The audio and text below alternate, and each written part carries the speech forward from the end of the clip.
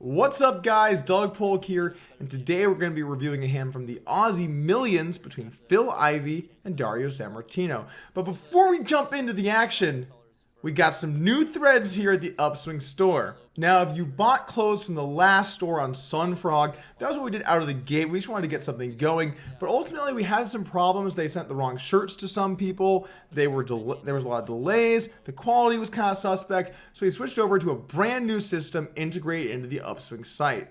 Caitlin makes all of the designs. Caitlin, my girlfriend, makes all of the designs for these shirts. They're all done in-house, and honestly, I'm thrilled with the quality. Got my hat, got my shirt, and we're ready to go.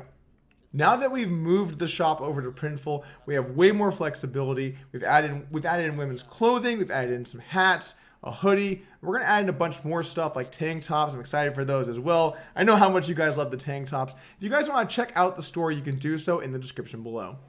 Looks like action has folded around to Phil Ivey, and he's going to raise it up. Looks like he makes it 3,300.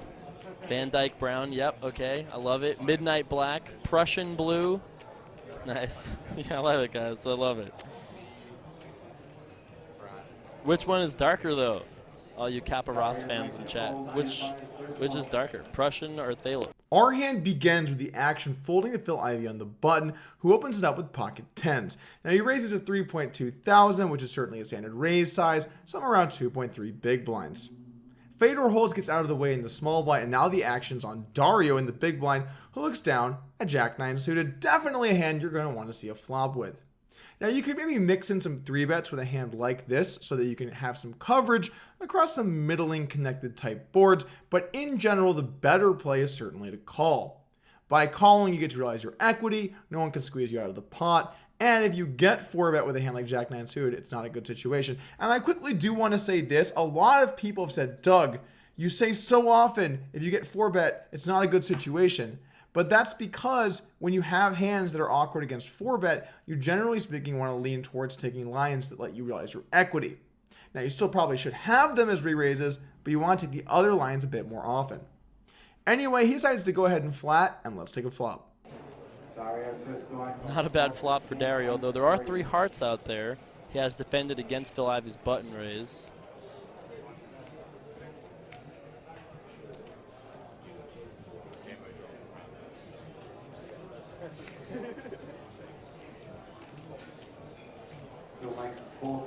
Phil is going to bet here. Now, with just an open-ended straight draw and an overcard, I still think Dario is going to continue here.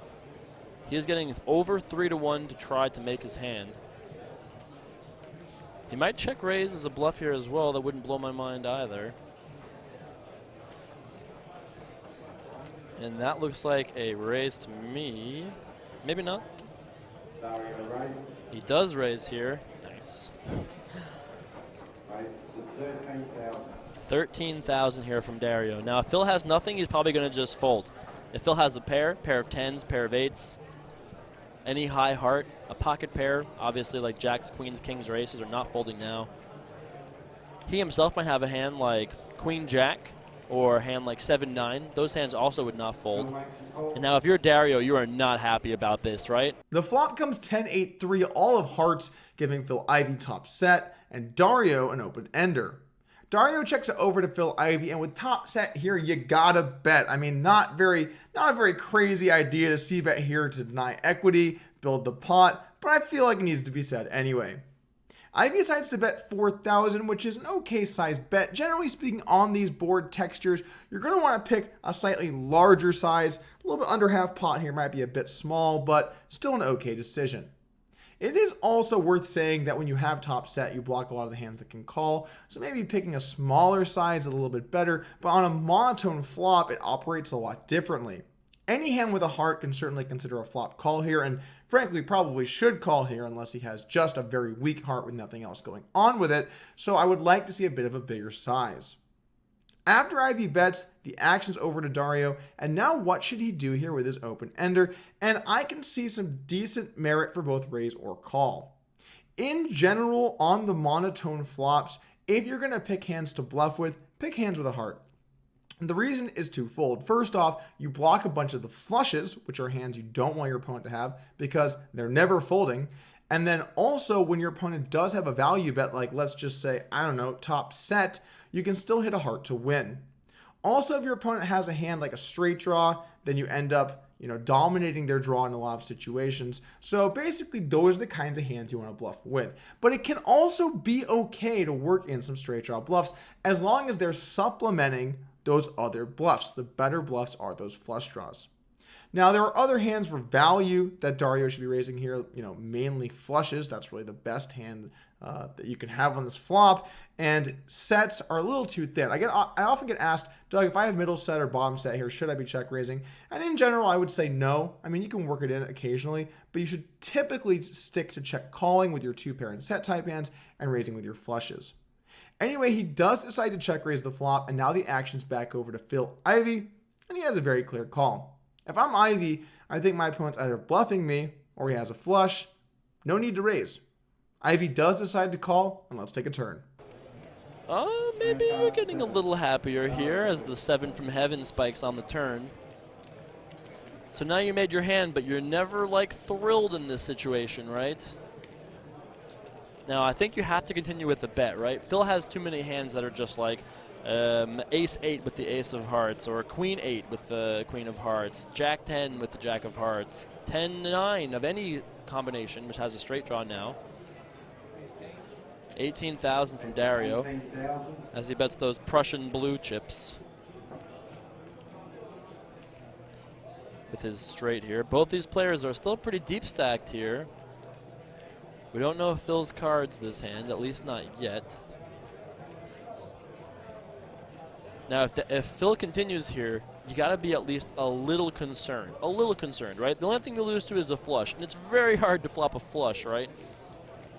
But if Phil calls again, his most likely hand is a pair and a flush draw, maybe a pair and a straight draw, which are drawing dead against us or drawing to a chop. Phil does call here. The turn comes an offsuit 7, and Dario has moved into the lead here with a straight. Now, in this situation, it's getting a little bit tough now because if Phil Ivey had a flush, he'd bet the flop and call a raise, so the straight still loses to a lot of different flushes that Ivey can hold. When Ivey opens on the button, he's going to have almost any possible suited hand pre-flop, so there's a lot of hands that beat Dario. However, Ivey can also have hands like a high heart, overpairs, top pair, 2 pairs, and sets, so a straight is certainly in value bettable territory.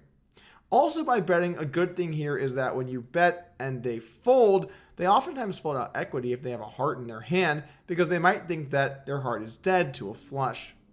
So in this situation, he does decide to go ahead and bet, and I like that decision.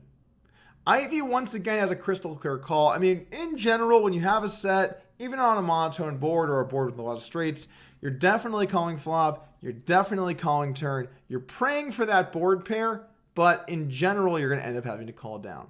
Anyway, Ivey calls, and let's take a river. The board does pair on the end. Now, I suppose that Phil could have a set in this spot, right?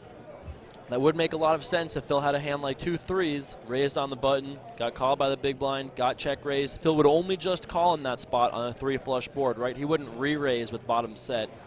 So if we're Dario, we have to be a little concerned here. But do we pump the brakes and drive slow, homie, or do we say, okay, let's bet and then fold to a raise? Remember, there's already 70,000 chips in the pot. Dario does check here. Now, if Phil has just a 10, he's going to just check, right? There's no merit in betting here at the 10. Are worse hands going to call you? If you have Jack 10, I don't think so. Are better hands going to fold? Not much better hands, right?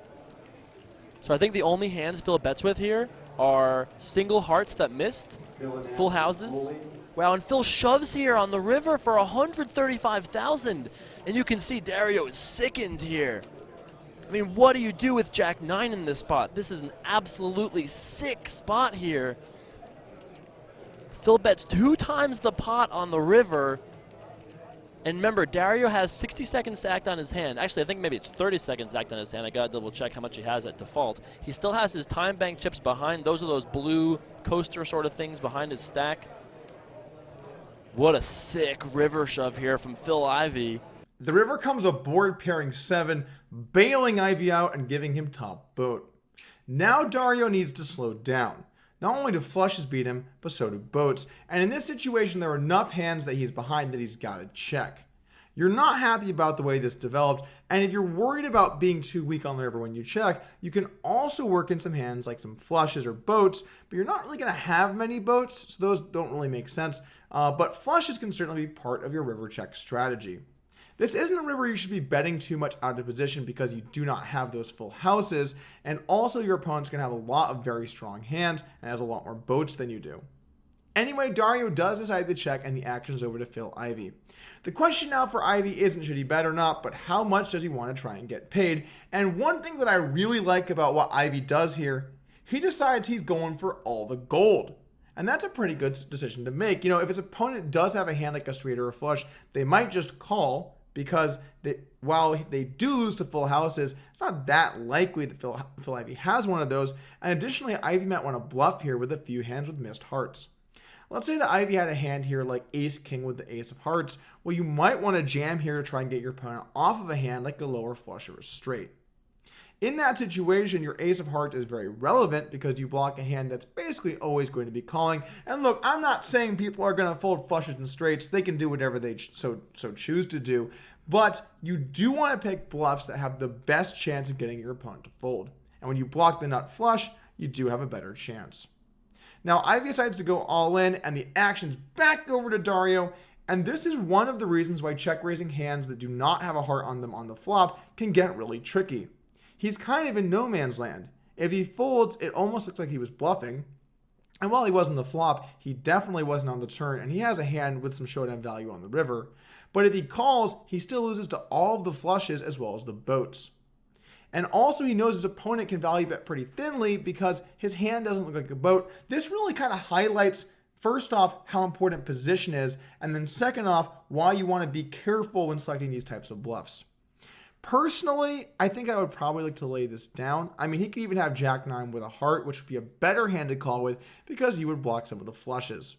He also can just have flushes, you know, if he's going to check raise bet and check a hand like a straight, why not also use a low flush or a middling flush? That way you can check fold a straight and you can check call when you do have a flush. I know it's not likely Ivey has a hand like a low flush, but at least when you have two hearts, you block a bunch of the hands that have very high flushes that can have you beat. So I think I like a lay down here, but let's see if he can get away. And yeah, this is the time to use your time bank chip if there ever was one. What do you do with Jack-9 here? I mean, you have to think Phil either has stone nothing, but would he just bluff shove the river? I mean, it is Phil Ivey. If anybody is capable, it's going to be Phil. But he would definitely play a full house this way sometimes as well, right? He could definitely play a hand like 8-8, 10-10, maybe a hand like 8-7, 10-7, maybe plays this way. I mean, but could Phil play a flush in this spot? I don't think Phil would. We're going to see a call. We're going to see these hands. Is Dario correct? And Phil shows top set. Bet 2 times the pot on the river and got full value. Look at that 341K pot. Wow. If you guys want to check out the new clothes, you can do so in the link in the description. And as always, thanks again for joining me for Poker Hands.